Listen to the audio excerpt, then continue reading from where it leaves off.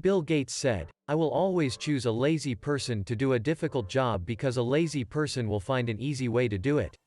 What's a real-life example of this? I knew a guy who had a low-level data reporting job.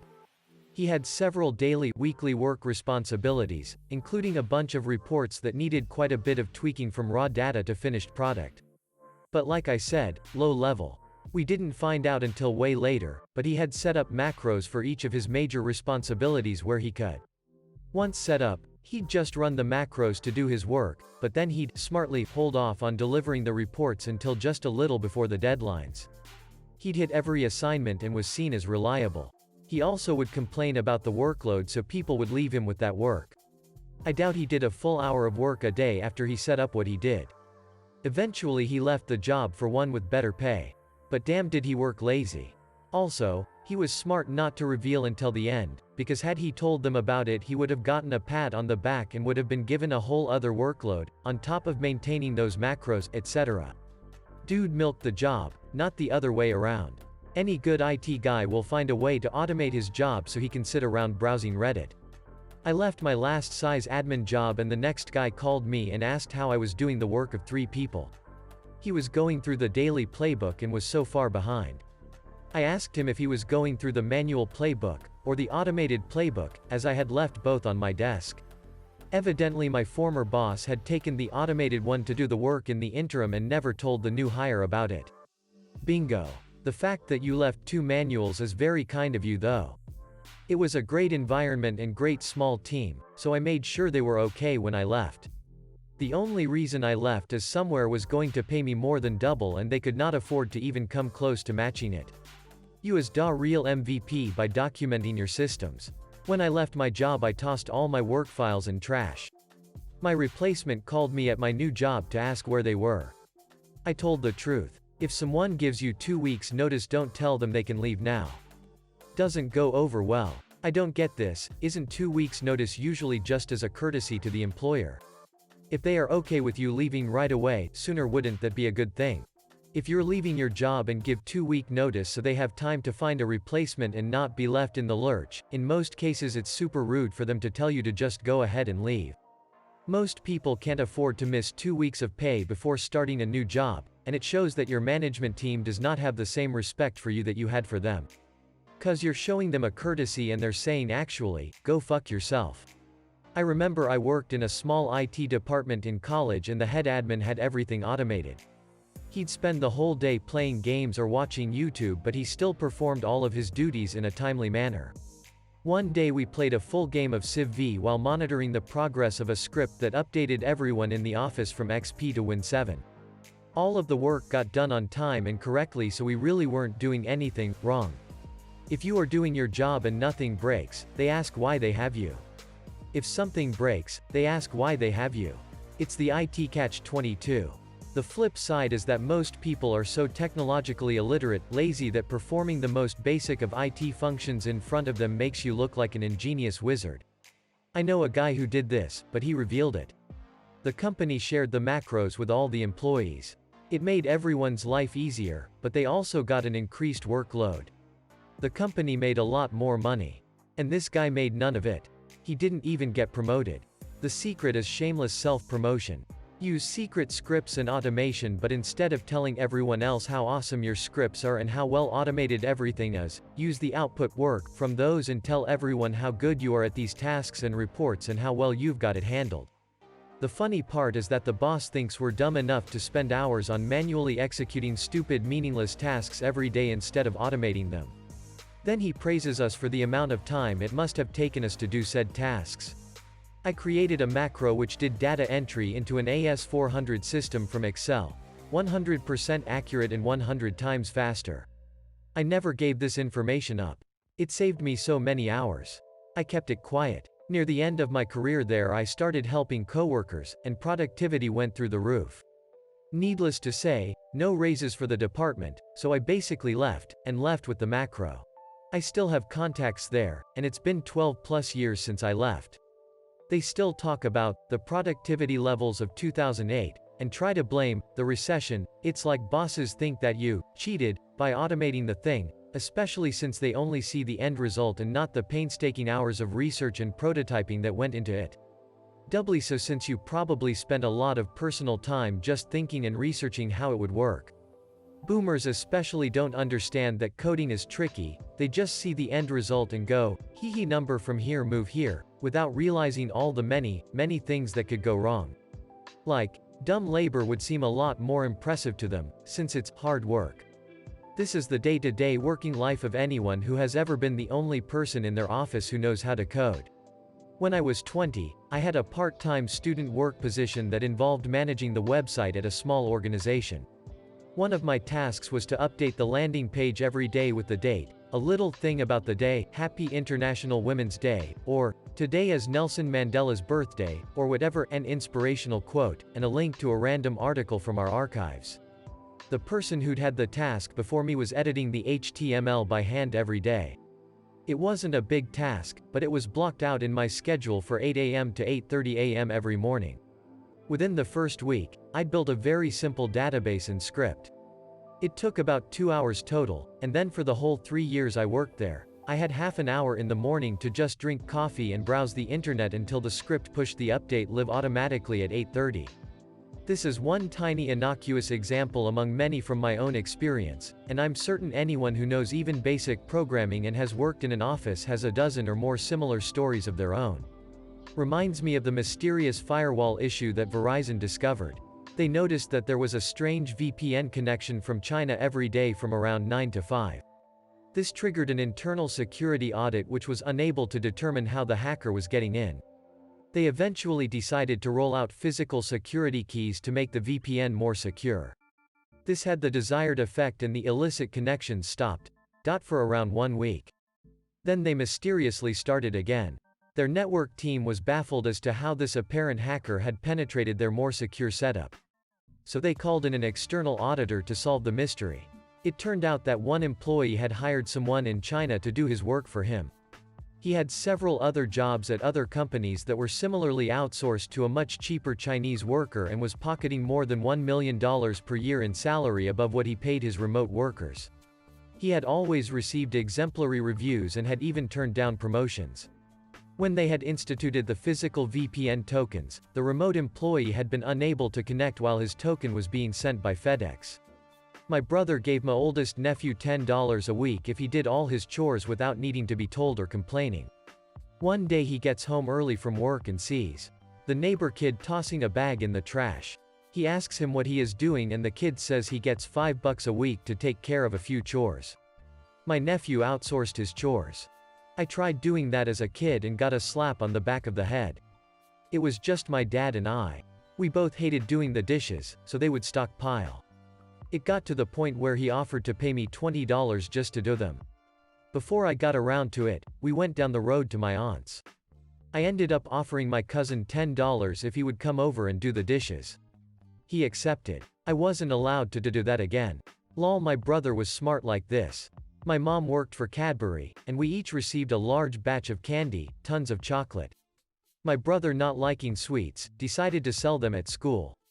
Told his teachers it was a fundraiser, so he made easily over $75. Tons of other similar things like that. An older company had a person dedicated to data entry, which boiled down to copying and pasting portions of data from text files into spreadsheet and formatting into a report. The person originally doing this job spent a full 40+ hours per week doing it, but was not very computer literate. When they retired, the company hired someone with actual skills. The new hire convinced management to let her work remotely after getting up to speed on the job. The first week at home was spent automating the entire job. The remainder of their multi-year tenure with the company was spent doing whatever they wanted save the 10 to 15 minutes weekly to run their program and to answer the odd email here and there. All while getting paid full salary and benefits. They actually had to add in a few errors now and then to make it seem realistic. An older company had a person dedicated to data entry, which boiled down to copying and pasting portions of data from text files into spreadsheet and formatting into a report. I've worked a few places that have people doing this. Usually when they retire, the job is given to some younger person that figures out how to do it in 10 minutes on top of the rest of their normal job. In this case, since the retiring person worked full-time doing this and often struggled to meet deadlines, they hired a replacement. My GF works for an insurance company and basically spent months working on spreadsheets to compile quarterly vendor claims for the last 10 years, each quarter with thousands of rows. I just finished my MS in analytics. I spent a few hours with her asking exactly what she needed to do. Wrote 3 lines of code in SQLite and basically saved her months of work. Now when she has to work in these projects, she runs the program, and that's that. I was pretty proud of that. This is actually my job. I work for a local government entering new, renewed existing and disposal of our assets. Primarily roads and stormwater, essentially anything that is near a road that the local government has to maintain. The old guy who left, at 72 years old, legit wrote everything down before punching it into Excel to be converted into our financial database. When I started, I was shown how the job worked and I asked did I have to write stuff down. My boss said no, that was just his old school way of doing it. So instead I immediately entered data into Excel, skipping how long-winded first process and cut the job time down significantly. Due to this I got more duties and responsibilities. But it came with a raise. So I guess that's a 50-50 win? I worked, goods in, for an aircraft manufacturer as a summer job at university. Parts would arrive, we'd open them and key in all the details into a terminal. That bit was long-winded. I discovered the terminal keyboard has assignable shortcuts, and set up a bunch of them for all the boilerplate such that keying in an item was about 6 keystrokes. Saved myself and my workmate hours every day, which we would spend pranking each other, other warehouse staff and staff at other sites. I'm doing it right now, automated data cleaning in Python. My coworkers don't know about it, so something that takes me 10 minutes at most takes them 2 hours. Edit. For everyone who says I should share my code, I have. I even set up a private GitHub space for my team. Some have taken it up, but others, including management, do not like it. I think they feel a little threatened. My coding mentor got hired in a US government position and he mentioned being able to automate a lot of tasks in his interview. After the interview was over, he was contacted by one of the people that were in on the interview and said basically, look, we get paid such and such a year and only work such and such hours, do the automation, but don't say you are doing the automation. Edit. Clarity. Years ago as a student I got a job stocking shelves. Guys were carrying the heavy boxes, put them on the floor and bend each time to pick up the items to put on the shelves. I was maybe a light 100 pounds woman, and carrying the boxes was just killing me physically. So one day I had an idea. I put the box on an old desk chair and rolled it around. No more carrying and no more bending. Funny thing is that, instead of doing the same thing, most of the guys called me lazy and kept carrying the heavy boxes. Just to prove how strong they were. Now they have special rolling carts to do the job. Every year in the Canadian winter, power lines would fail due to the weight of the snow. It took many days to build up enough to break a line, so they employed a team to walk the routes and shake the poles to loosen the snow. One day they saw a bear shaking the poles and realized that if they could get the bear to do it they wouldn't need to walk the route. So they gave one guy a bucket of honey and he'd walk the route painting the sides of the poles with honey to attract the bears. It worked for a few more years, but this still takes a lot of time to do. So then they had the idea of flying a helicopter along the route with a trained sniper with honey paintballs that he'd shoot the poles with. On its maiden flight the helicopter passed the lines and the downdraft blew away all of the snow. The flights continue to this day but without the sniper. I was invited to my friend's yearly apple picking. It was a full day of apples and kids and filling a truck for cider. I'm lazy and suggested we make the process more efficient with tarps on the ground. We managed in 2 hours what historically took all day. We didn't even get to the picnic lunch. Essentially, I ruined apple picking. I was delivering a pop-up bar to a fancy hotel and they had a bunch of Japanese delegates staying for the event. One of the guys went up to his room about 2 a.m. and ran himself a bath. He fell asleep. When we came to pick up the bars, the roof over the reception was leaking and the receptionist explained the story. They put out a bucket and cones and every time we took stuff out to our van it got worse and worse. Lath and plaster ceiling. I suggested they get a tarp under that thing to save time cleaning up when it all falls in. We even got to see the walk of shame when their bus arrived. My ex-boss gave me an Excel sheet. 124.000 rows Excel sheet. Had all the company customer data per row, twice. In some of those duplicates there was an error. She needed me to go over the list one row by row to check for mistakes and mark all the faulty entries I could find. Through 124.000 rows. She wanted me to do that using the arrow down key and my mouse. I thanked her. I sat down, invested half an hour into Google, copy-pasted some parts of this formula, then some parts of that. Finally I had figured out the formula. I double-clicked the tiny rectangle so that the formula gets applied on all rows. Worked like a charm. I stood up, got myself a coffee, talked to some colleagues. Then I went to my boss. She had anticipated that I would need 3 days for this task. When I was back less than an hour later, she thought I hadn't understood the task or maybe a follow-up question. I will never forget the expression on her face when I told her I was done. There were 6 faulty entries. Bro, you're smart but not wise. Should have continued to talk to coworkers and browsed Reddit with coffee for at least another day, maybe a day and a half, then told your boss you were done with the formula. You could have said, yeah, I spent like 8 hours the first day and another 4 today, realized there must be a better way, then spent like another 6 hours making this sick formula.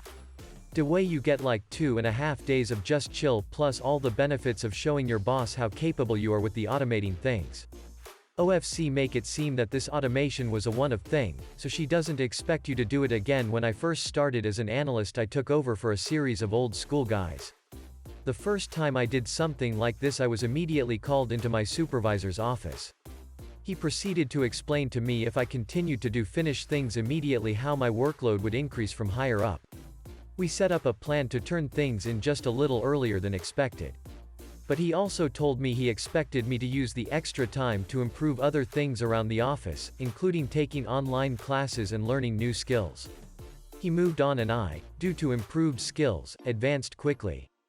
Best supervisor I ever had. Learned a ton of life skills from him.